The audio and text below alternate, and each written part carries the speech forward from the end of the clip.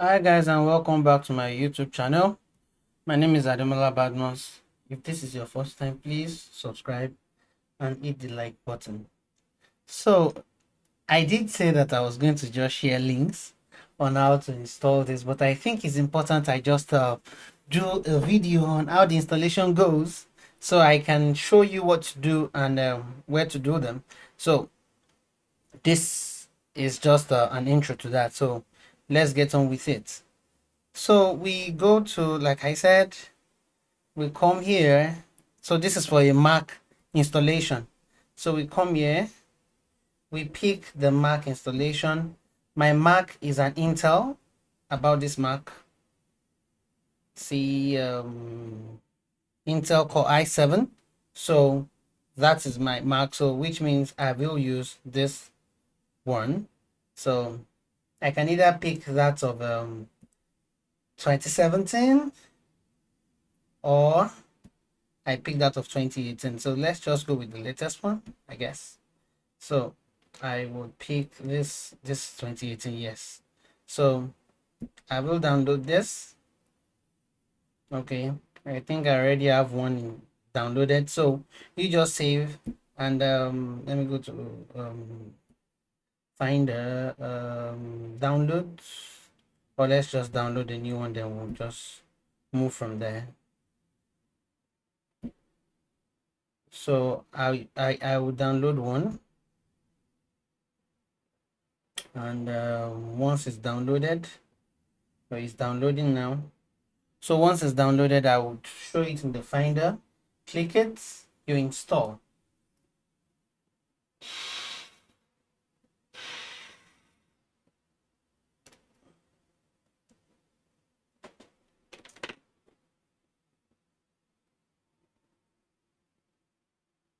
So when it's installed, it's a procedural thing. The only other thing that you need to do is what I will show you on my terminal.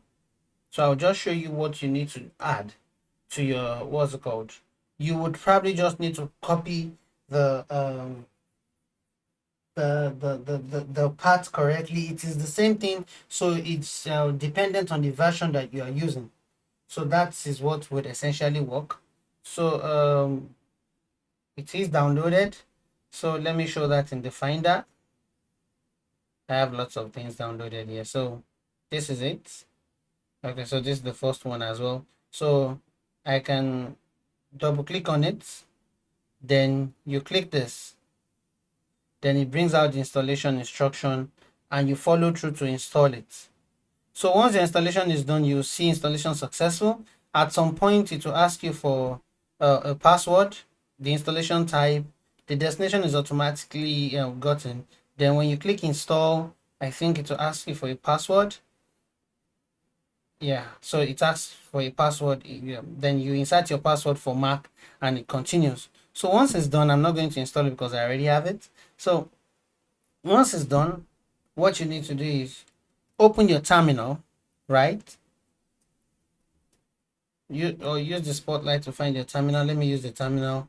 I'm fond of using item, but let's use the terminal for this. So in the terminal, hold on, my terminal is loading up.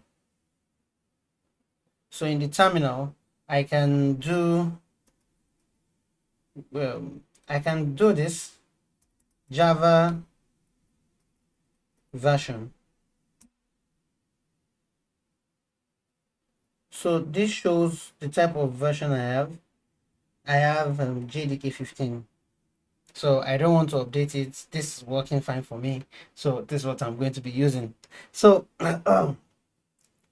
so you already know that you have that. So the next thing that you would do basically is to put this in your you need to know which what's the code you're using in your terminal, if it's a bash or a ZSH. As you can see, mine is ZSH. If I put let me just put Javas as a wrong command, it tells me it's a ZSH, but there are other ways to find out which one you're using. So if you're using the bash, you would want to open, if you are using the bash, you would want to open your bash profile, because Mac has both. So you can open this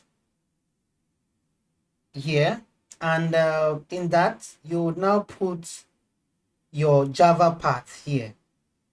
All right, as you can see, my Java path is here. You will put it there, right? This, I will copy something like this. I'll put it in the description. Now all you need to do is, it is basically the same. You know, this is Java 15. If you are using 18, you can just modify this place to the 18 version you're using. Just note your JDK version and modify it to that, and that would do what you need for you. All right. So, or otherwise, the other thing you can also do, if it is a ZSH that controls your terminal, you can do open dot ZSHRC. All right. And as you can see, the ZSHRC is opened, and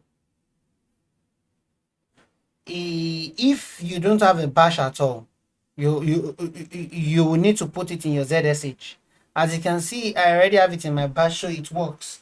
The idea is to be able to export it to your path, and whether you use your bash, because I have both, I have bash and I have ZSH, I can still put it here. I can copy this and put it in my ZSH, and it will still amount to the same thing. But since I already have it somewhere, there is no point replicating it. So with that, I already set my Java to path. So in the next video, I will look for a Windows system to try and show you how you would do the same on a Windows system. Thank you for watching, and please do not forget to hit the like button if you find this helpful, and also subscribe to my YouTube channel. Thank you.